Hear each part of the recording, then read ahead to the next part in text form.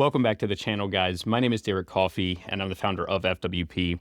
And you might be surprised that your retirement portfolio can be made with just one fund. I know it might sound too good to be true, but there is one fund that gives you a very balanced approach to your investments. It gives you some international exposure, and it also gives you professional management that's been around for almost 100 years. That fund is the Vanguard Wellington Fund. Now, don't get me wrong, it's boring, it's not flashy, but it is more than effective. What we're going to do in today's video is we're going to get into what the Wellington Fund is. We're going to look at its holdings, we're going to look at its performance, and then at the very end, we're going to talk about how you can incorporate it into your investments and it be the only one you need. Stay tuned.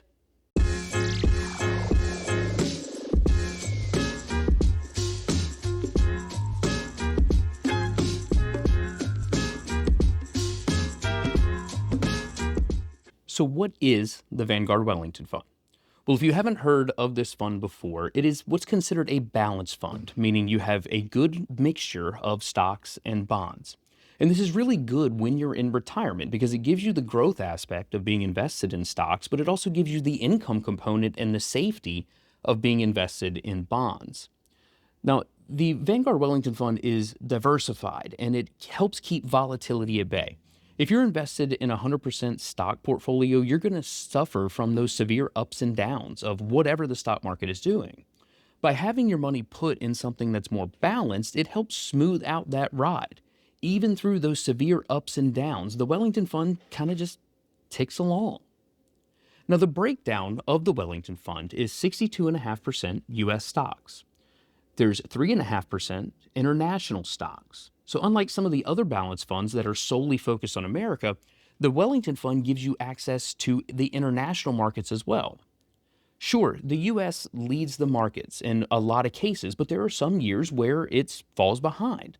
There have been years where countries like Brazil and China and India have led the market by leaps and bounds. And if you're only invested in American securities, then you're going to miss out on that growth. So with the Wellington Fund, you get access to those international stocks. Now, in addition to that, you also get access to the international bonds.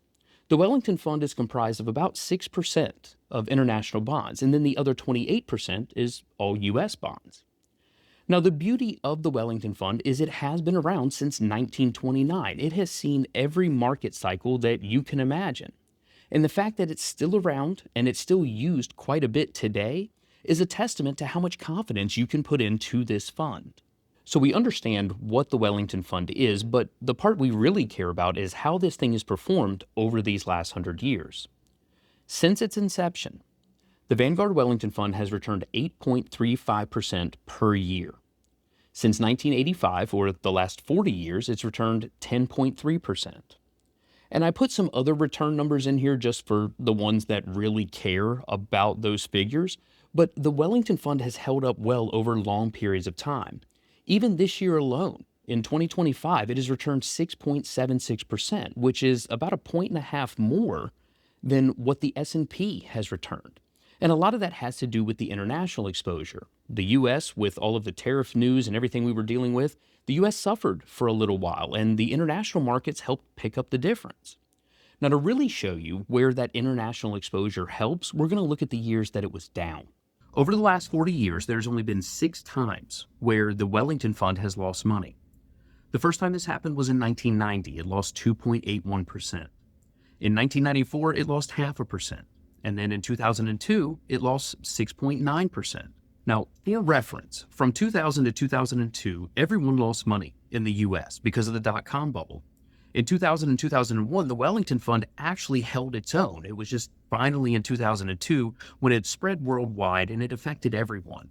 In 2008, we lost 22.3% in the Wellington Fund, and that's not good at all. But when you compare that to the S&P 500, where it lost 38% that year, you saved yourself about 16% worth of losses. We get to 2018, the Wellington Fund lost 3.42%. And then when we get to 2022, the most recent year that we've seen a significant drop because there really wasn't anywhere to hide, we lost just over 14%. But when you compare that to the S&P 500 or many of the popular target retirement date funds, the Wellington Fund did really, really well. And this is the advantage of having that international exposure within this portfolio. It's going to give you a little bit less volatility. It's going to give you a little bit more diversification. It's also going to give you access to other sources of return. Now, instead of having to go handpick all of these things, you get it all with just one fund. Remember, we're trying to keep our retirement as simple as we possibly can. There's really nothing simple about it, but when it comes to your investments, it can really be this simple. So how would we go about introducing the Wellington Fund to our retirement portfolio? I would personally prefer that it happen as a bucket strategy, where you have a certain number of years sitting in cash of your income need. That way it's safe and you know you can pull from it, and then the remainder of your portfolio in the Wellington Fund. Now, for the amount of cash that you need, it is situation dependent. It's whatever helps you sleep better at night. There are some people that don't need any cash sitting aside. They're perfectly fine being 100% invested, and if the markets are down and their positions are down, then they'll just sell them to create the income they need. For other people, they would struggle to sell those losing positions to create income, so it would be better for them to have cash. Because the Wellington Fund has not had consecutive years of losses, you could get by with just having 1 year of income needs sitting in cash. For a lot of people, that's not going to make them feel comfortable. So with the numbers that you see on your screen, we're going to assume that we have 3 years of your income needs sitting in cash. Now, we are assuming we're using the 4% rule, so we're going to have 12% of the portfolio in that cash position. The other 88% we're putting in the Wellington Fund. In the years that the Wellington Fund was down, so over the last 40 years, we know we've only had 6 down years. So in 1990, 1994, 2002, 2008, 2018, and 2022, our income need is going to come from that cash bucket. Because the Wellington Fund was down, we don't want to sell those at a loss, so we look at the cash bucket instead. We pull the income from there, and that allows the Wellington Fund to recover. In all of the other years, the other 34 years that this data goes back, we're going to sell the Wellington position to create the income that you need. And this just keeps your cash buffer safe. It helps you sleep better at night knowing that you have 3 years of your income just sitting in cash. Now, when it comes to the performance of this type of allocation, again, 12% cash, 88% in the Wellington Fund, it has returned 9.5% since 1985. So over a 40-year retirement, you were able to make 9.5% on average each and every year. You were withdrawing 4%, you were adjusting it for inflation, and you were still netting a little over 5% in return every single year. Now, to scale this back into something that's a little bit more recent, let's assume that someone retired in 2000, which for U.S. standards would have been one of the worst times for you to retire. And the reason this is because U.S.-based holdings lost money in 2000, 2001, and 2002. If you would have started your retirement in 2000 with this exact asset allocation, you would have still averaged 7.5% over the last 25 years. This is still more than enough to satisfy the 4%. You start with the 4%, you adjust for inflation, you're still netting 3.5% each and every year.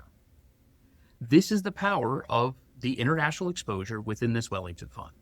By having that extra layer of diversification outside of just U.S. bonds and U.S. stocks, you allow yourself opportunities to grow. This same exact portfolio, a 60-40 portfolio from 2000 to 2025, but only focused on the U.S., has returned a little over 6%. So by having that international exposure and that additional diversification, it puts you in a position to have confidence in your retirement. So can you retire with just one fund in your retirement portfolio? Absolutely. Now keep in mind, historical performance is no indication of what's going to happen in the future. But when we're dealing with 100 years of data, we can feel pretty confident in using the Wellington Fund as our one fund in retirement. Again, it's not flashy, it's not exciting, we're not stock picking, we're not doing any of those things. It's a set it and forget it way of investing your money. But because of what we have seen in the past and the management that's behind it, we can feel true confidence when it comes to our ability to retire and not have to worry about running out of money. I want to thank you so much for tuning in. If this video or any of the other videos that I've put out has provided you value, then hit that subscribe button. If you liked the video, give it a thumbs up. If you agree with me or disagree with me, leave me a comment. I'd love to hear your thoughts. But when it comes to keeping retirement simple, this is one way you can go about doing it. I want to thank you again for tuning in. I'll talk to you soon.